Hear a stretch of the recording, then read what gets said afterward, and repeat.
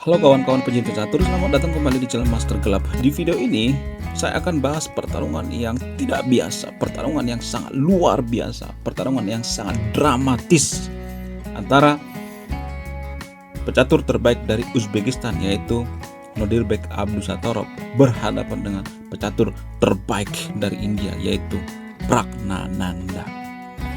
Pertarungan kali ini berlangsung pada turnamen Uz Cup yang berlangsung di Uzbekistan. Jadi mereka mengundang para super grandmaster yang berasal dari belahan dunia lain seperti dari India misalnya, ada Ian Nepomniachtchi dari Rusia, ada Raporica dan lain sebagainya. Ada banyak super grandmaster di Uzbekistan.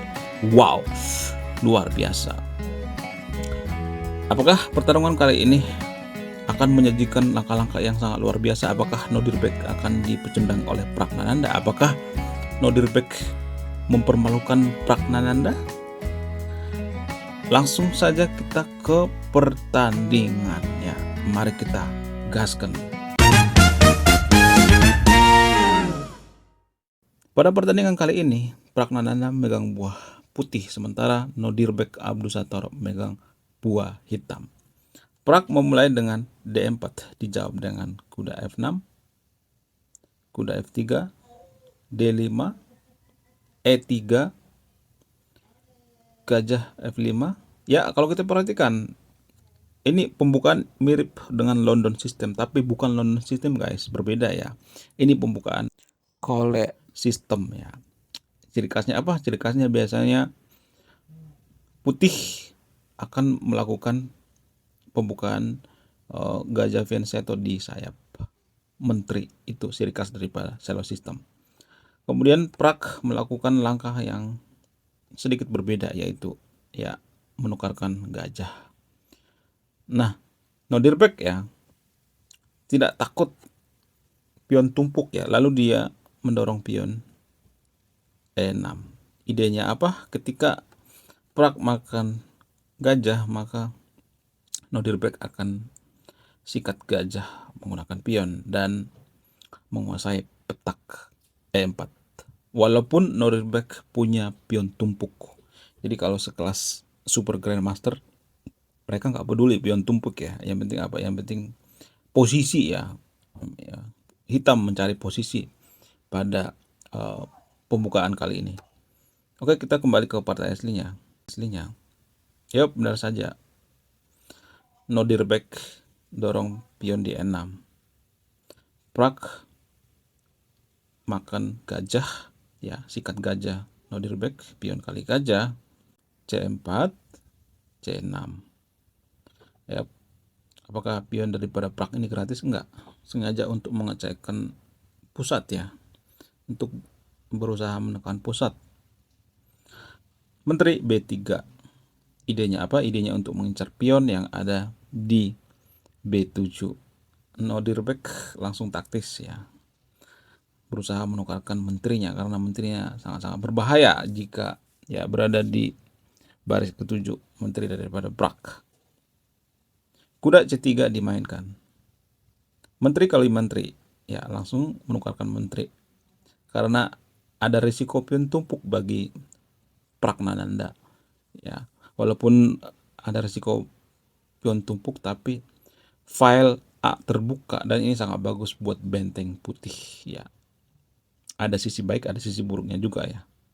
Pion kali menteri, kuda D7, gajah D2 dimainkan, A6, raja E2.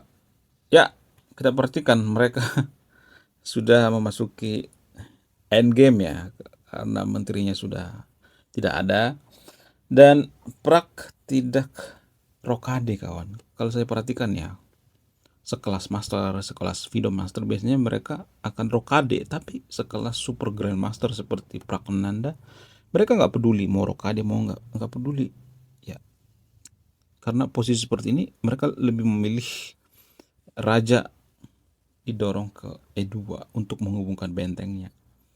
Kemudian Abdusattorov merespon dengan gajah D6, pion kali pion, pion kali pion. Nah, di langkah selanjutnya Prak melakukan langkah akrobatik atau langkah yang sangat bagus. Pause video ini, temukan langkah terbaik. Putih posisi seperti ini. Yap, benar saja. Ya, pion kali pion itu langkah yang tidak tepat, guys. Ya, langkah terbaik putih di sini adalah gajah, kuda B5. Ya, kalau misalnya pion makan kuda, maka bentengnya akan disikat, kawan. Ini sangat-sangat tidak bagus ya kalau misalnya posisi seperti ini, nggak, sangat tidak enak ya. Tukar kualitas dan evaluation bar berpihak pada putih. Oke, kita kembali ke partai aslinya. Namun Nordirbeck lebih memilih kuda E4. Idenya apa? Untuk mengawal gajahnya ya, gajah Nordirbeck yang ada di D6. Kemudian sebenarnya pada langkah selanjutnya ada langkah yang sangat brilian ya, tapi tidak dimainkan oleh Pragnananda. Pragnananda lebih memilih kuda dimainkan ke G5 ya. Ini dianggap langkah yang kurang akurat ya. Apa langkah terbaik putih di sini? Langkah terbaik putih di sini. Ini langkah terbaik putih, guys. Ya. Ya. Gajah B4. Kalau misalnya gajah makan gajah, akan ada jawaban skak kuda ke C7 ya, garpuan. Kalau misalnya rajanya kabur, ya akan dapat dapat gajah. Jadi keuntungan satu pion bersih ya. Kalau nggak dapat benteng ya dapat gajah dan dapat pion. Ya, sangat menarik ya. Itu menurut Stockfish ya. Tapi kita kembali ke partai aslinya. Mohon maaf ya, agak banyak analisis karena ini posisi kritis ya. Ini posisi penentu, guys ya. Yup, namun Prak lebih memilih kuda ke G5, kawan-kawan. Raja dimainkan G7, kuda kali gajah, kuda kali kuda, gajah B4 dimainkan untuk apa? Untuk pinning kuda. Benteng F8, benteng A5. Ini langkah yang sangat luar biasa. Kenapa bisa seperti itu? Untuk mengincar pion ya. Kemudian kuda mengawal pion dengan kuda F6 ya. Benteng C1 dimainkan. Idenya apa? Idenya untuk menguasai file C dan akan skak di C7.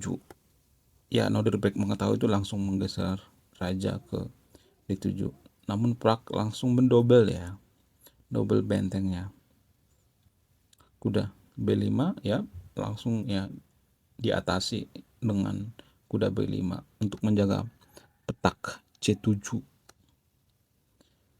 Benteng ditarik mundur ke C2. Benteng E8. Tujuannya apa? Tujuannya untuk pinning raja. Raja bergeser ke D3 menghindar dari pinning benteng. Benteng G8. Kuda kali pion. Kuda E4 dimainkan. Yap, kuda diusir, kawan. Raja E6 dimainkan. Ancam balas ancam. Ya.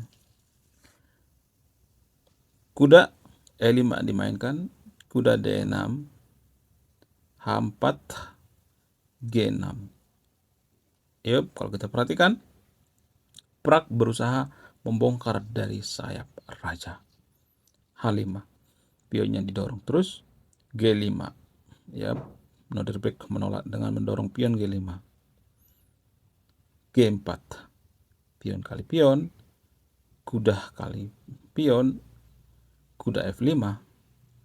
Kuda dimainkan ke E5. H6. Kuda G4. Benteng G7. Benteng C8. Prak mengajak pertukaran benteng, kawan. Ya, benteng ditarik kegelapan, benteng kali benteng dipaksa ya. Dipaksa menukarkan benteng. Benteng kali E8. Benteng dimainkan ke C2. Benteng H8.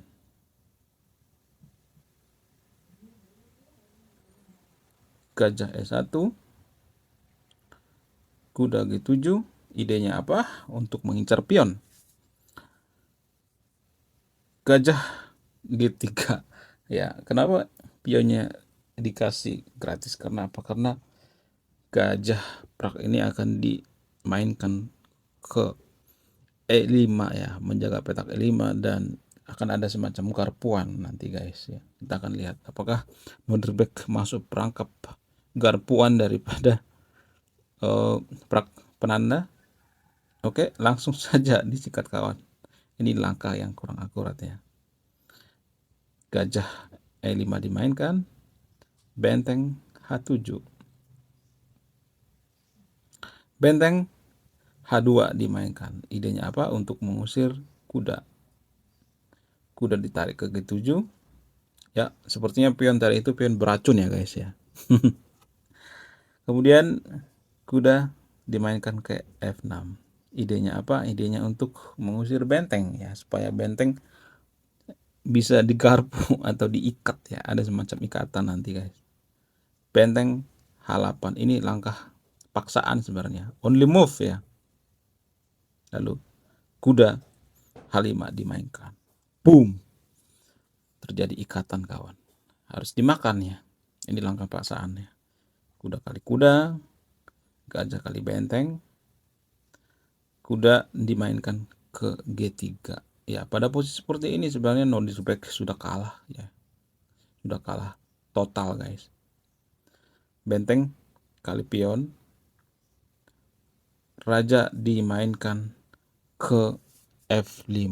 Boom. Dan ini pun akan terjadi skakmat dalam satu langkah.